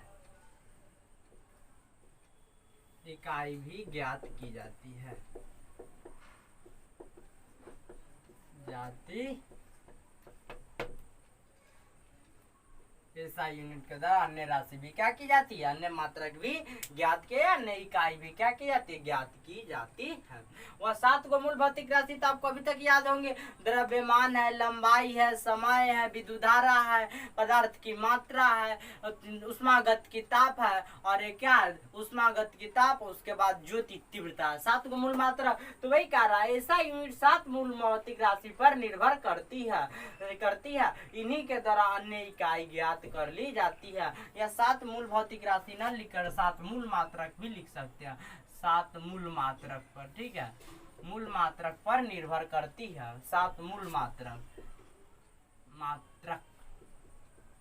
पर निर्भर करती है, इसी के द्वारा अन्य मात्रक भी ज्ञात की जाती है। यहाँ तक स्क्रीनशॉट कर लीजिए। अब हम एक टेबल पढ़ाएंगे, उस टेबल के अंतर्गत क्या क्या जो पूछा जा रहा है वह सब क्या आ जाएंगे, 7 मूल मात्रक, भौतिक राशि और उनका मात्रक। ठीक है, यहाँ तक तो स्क्रीनशॉट कर लिए होइएगा। ठीक, अब लिखिए एसआई 7 मूल भौतिक, यानी कि 7 मूल भौतिक राशि एवं उनके अंतरराष्ट्रीय मात्रक। अगला ऊपर टॉपिक लीजिएगा, 7 मूल भौतिक राशि एवं उनके एसआई मात्रक। मूल भौतिक राशि, भौतिक राशि एवं उनके एसआई मात्रक। ठीक है, ठीक है, 7 मूल भौतिक राशि एवं उनके एसआई मात्रक। ठीक, अब देखिए हम पहले क्या क्या बना रहे हैं। 7 वो क्या बनाएंगे, 7 वो खंड नहीं, केवल और केवल 5 वो खंड की आवश्यकता हमें होगी। कितने, 5 खंड की आवश्यकता होगी। देखते रहिए आप लोग केवल। ठीक है, यहाँ तक तो आसानी से हम लिख सकते हैं। अब यहाँ से देखिए, पहला में लिखेंगे कि मूल भौतिक राशि। ठीक है, इसमें लिखेंगे मूल भौतिक राशि, मूल भौतिक राशि। ठीक है, मूल भौतिक राशि दिखता होगा। ठीक, यहाँ पे लिखिएगा राशि के नाम। ठीक है, राशि के लिए प्रतीक, राशि के लिए प्रतीक। यहाँ लिखिएगा एसआई मात्रक के नाम, एसआई मात्रक के नाम। यहाँ लिखिए एसआई मात्रक के संकेत,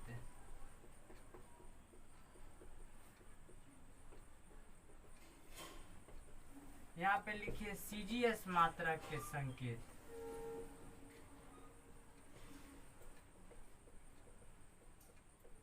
यहाँ तक तो हम लोग पूरी तरह जानते हैं। ठीक है,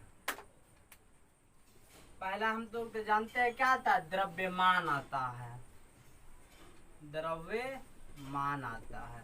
दूसरा क्या आता है, तो वह भी जानते हैं, लंबाई आता है। तीसरा क्या आ जाता है, तो समय आता है। ठीक, तीसरा समय आता है। चौथा क्या आ जाता है, तो चौथा आ जाता है उष्मागतिकी ताप, उष्मागतिकी ताप आ जाता है। पांचवा क्या आ जाता है, पदार्थ की मात्रा आ जाता है,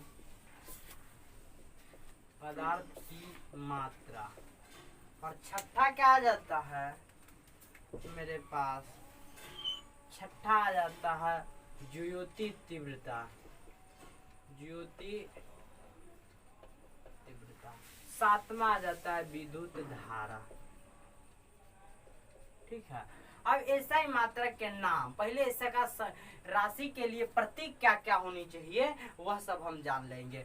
द्रव्यमान का एम होता है, लंबाई के लिए एल होता है। ठीक है, लंबाई के लिए एल। समय के लिए क्या होता है, टाइम टी, टी से लिए सूचित। उष्मागतिकी ताप को हम टेम्परेचर से सूचित करते हैं। समय को क्या है, टी से भी, और उष्मागतिकी ताप को किस से, आई या ए से। ठीक है, समय को टी से और इसको आई या फिर ए से सूचित करते हैं। पदार्थ की मात्रा को किस से, मोल से, MOLE। ठीक है, ज्योति तीव्रता को CD कैंडेला से, और विद्युत धारा को लिखते हैं एम्पियर से। ठीक, यहाँ गलती हो गया, यहाँ आई या फिर ए विद्युत धारा यहाँ है। और उष्मागतिकी ताप को हम किससे सूचित करते हैं, उसको हम केल्विन के से सूचित करते हैं। यहाँ तक तो पूरा समझ में आ गया होगा। ठीक, अब यहाँ देखिए मास है, तो इसका कितना आ जाएगा, ऐसा यूनिट, तो केजी आ जाएगा, आ जाएगा कि नहीं केजी। लंबाई है, लंबाई लेंथ है, तो लेंथ के ऐसा यूनिट मीटर आता है। ठीक है, समय के मात्रक आप लोग के सर जी पढ़ाए होंगे सेकेंड, एस से सेकेंड। उष्मागतिकी ताप केल्विन होता है, तो केल्विन इसका क्या होता है, संकेत भी होता है। अब यह क्या आता है, मोल है, तो एक मोले रह जाता है। ठीक है, अब इसका कहिए सर जी सब इंग्लिश में लिख रहे हैं, हिंदी में लिखिए। ठीक है, तो इसको लिखिए किलोग्राम, अगर लिखिएगा तो लिखिए किलोग्राम, किलोग्राम। ठीक है, इसको लिखिए मीटर, इसको लिखिए सेकंड, ठीक है, और उष्मागत की ताप के लिखिए केल्विन, ठीक है, और पदार्थ की मात्रा के लिखिए मोल, ठीक है, मोल, और उसके बाद क्या, ज्योति तीव्रता को लिखिए कैंडला, क्या लिखिए, कैंडेला, कैंडेला, ठीक है, कैंडेला, ठीक है, कैंडेला। विद्युत धारा के लिखिए एम्पियर, विद्युत धारा के क्या लिखेंगे, तो एम्पियर लिखेंगे, विद्युत धारा क्या, एम्पियर, ठीक है, विद्युत धारा के एम्पियर। इसको अगर लिखेंगे यह सब क्या आ जाता है, ये कठिन चीज आ गया। अब किलोग्राम है, अब इसको मीटर, सेकंड, ये मात्रक के नाम ही रहने दीजिए, केवल यहाँ पे चेंज कर दीजिए। अब ऐसा यूनिट यहाँ पे लिखे, ऐसा ही मात्रक के इकाई, ऐसा यूनिट के संकेत यहाँ कर दीजिए, ठीक है, और यहाँ पे कर दीजिए, यहाँ नाम कर दीजिए। ऐसा ही मात्रक के नाम इस प्रकार होता है, किलोग्राम को सीधा केजी में, मीटर को एम, सेकेंड को एस, केल्विन को के, MOL मोल, और ठीक है, कैंडला को CD को, एम्पियर को I या A लिखते हैं। यहाँ देखिए केजी है, CGS में सीधे इसको लिखिएगा तो ग्राम आ जाएगा, ठीक है, CGS में ग्राम आ जाता है, ठीक है। यहाँ पे आप लोग बहुत दिक्कत होगा, ठीक है, इस दिक्कत को हम खत्म कर देते हैं, इस दिक्कत को हम क्या कर देते हैं, खत्म कर देते हैं कि सर जी गड़बड़ आप लिख दिए हैं, ठीक है। इसीलिए देखिए यहाँ पे लिख लीजिए द्रव्यमान, इसको किलोग्राम लिखिए, किलोग्राम, इसको एसआई मात्रक के नाम लिख लीजिए, एसआई मात्रक के वही सेम टू सेम पुराना रहने दीजिए, और इसको संकेत लिख दीजिए, केवल संकेत मीन्स उसका सिंबल क्या है, ठीक है, किस चीज से डिनोट करते हैं। अब देखिए यहाँ पे मास को केजी, इसका यूनिट एसआई यूनिट क्या होता है, केजी, लेंथ है इसका एसआई यूनिट मीटर, टाइम के सेकेंड, केल्विन का तो केल्विने होता है, मोल का तो मोले होता है, ठीक है, और इस कैंडला के तो सीडीए लिखते हैं, और एम्पियर को एम्पियर लिखते हैं, ठीक है। अब इसको केजी को किलोग्राम कहते हैं, मीटर को मीटर हिंदी में कहते हैं, सेकेंड को सेकेंडे कहते हैं, इसको तो केल्विन पढ़ते हैं, केल्विन, ठीक है, इसको मोल पढ़ते हैं, ठीक है, इसको कैंडला पढ़ते हैं, कैंडला, ठीक है, कैंडला, और इसको एम्पियर पढ़ते हैं, क्या पढ़ते हैं, एम्पियर, अब देखिए यहाँ केजी को ग्राम सीजीएस में, मीटर को सेंटीमीटर सीजीएस में, सेकंड को सेकंड, बाकी सब वही रह जाएगा, केवल और केवल अलग कुछ नहीं होगा। अगर आपसे कोई पूछ दे, इतना तक तो हम लोग समझ गए, अगर कोई पूछ देगा कि द्रव्यमान का ऐसा ही मात्रा क्या है तो कहेंगे केजी। अब कुछ बोला चलो सीजीएस बताओ तो gram, centimetre gram second, centimetre gram second, centimetre, metre को सेंटीमीटर में बदले तो वह सीजीएस चला गया, ठीक है। लंबाई के एसआई मात्रा क्या है, मीटर, सीजीएस क्या है, सेंटीमीटर। समय के एसआई मात्रा क्या है, सेकेंड, और यह भी सेकेंड होता। तो यहाँ तक आपको बाकी पूरा सेम टू सेम आ जाता है सीजीएस में भी, और यहाँ तक आप स्क्रीनशॉट कर लीजिए। आप कहिए सर जी आप केना निकाल लिए ग्राम सेकेंड है, तो कुछ क्वांटिटी का हम बताते हैं, फिर उसके बाद हम लेक्चर को खत्म करेंगे, यहाँ तक ही रखेंगे। सबसे पहले इसको क्या कर लीजिए, स्क्रीनशॉट कर लीजिए, या आई या फिर ए है, ठीक है, यहाँ पे देख लीजिएगा आई या फिर ए। सबसे पहले यहाँ तक स्क्रीनशॉट कर लीजिए, ठीक है,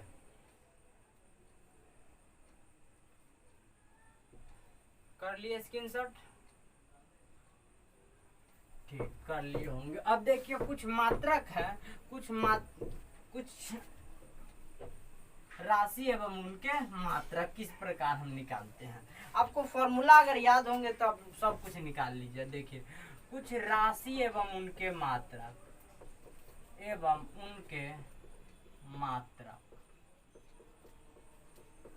जैसे कि वेग, देखिए वेग के सूत्र हम लोग जानते हैं, विस्थापन बट्टा समय, ठीक है। तो आप कहिएगा सर विस्थापन क्या है, विस्थापन भी एक प्रकार की लंबाई है, विस्थापन के यूनिट होता है मीटर, ठीक है, मीटर। और समय के लिए सेकेंड। लंबाई के मात्रक कभी पढ़ा है एसआई यूनिट संकेत, अगर एसआई में पूछेगा एसआई यूनिट तो इसका मीटर पर सेकेंड हो जाएगा। अगर सीजीएस पूछेगा तो देखिए मीटर के सेंटीमीटर होगा सीजीएस में, लंबाई के एसआई मात्रक तो मीटर, और लंबाई के वही पूछ देगा सीजीएस मात्रक क्या है तो सेंटीमीटर, और सेकेंड का तो सेकेंड रह जाता है। तो यहाँ पे वेग का निकाल लिए सीजीएस यूनिट सेंटीमीटर पर सेकेंड। इसी प्रकार सबका हम क्या करें निकाल लेंगे।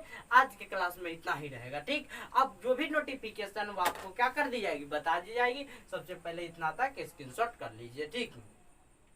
थोड़ा वर्क कर लीजिए थोड़ा सा। अब देखिए इसमें क्या क्या बना, चाल के मात्रक बताना है, ठीक है, बल के बताना है, अगर आपको फोर्स याद रहेगा तब के बाद। उसके बाद लिखिएगा संवेग के बताना है, ठीक है। चौथा लिखिएगा संवेग के बाद लिखिए इस सब के मात्रक हम फॉर्मूला भेज देते हैं आज इस टेलीग्राम पर, उसको क्या कर लीजिएगा एक्सेप्ट कर लीजिएगा। सब का फॉर्मूला केवल इसका मात्रक आपको बताना रहेगा। ऊर्जा के मात्रक बताना है, ठीक है। छठा में लिखिए दाब के मात्रक बताना है। सातवां में लिखिए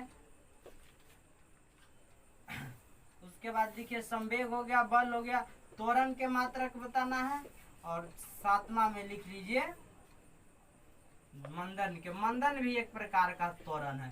तो इतना क्या होमवर्क है HW, इतना का सबसे पहले चाल का सबका सूत्र हम भेज देते हैं आज ही टेलीग्राम पर। आप क्या कर लीजिए वहां से पालन कर ले सकते हैं। राजवती एकेडमी टेलीग्राम पर भी आपको मिल जाएंगे।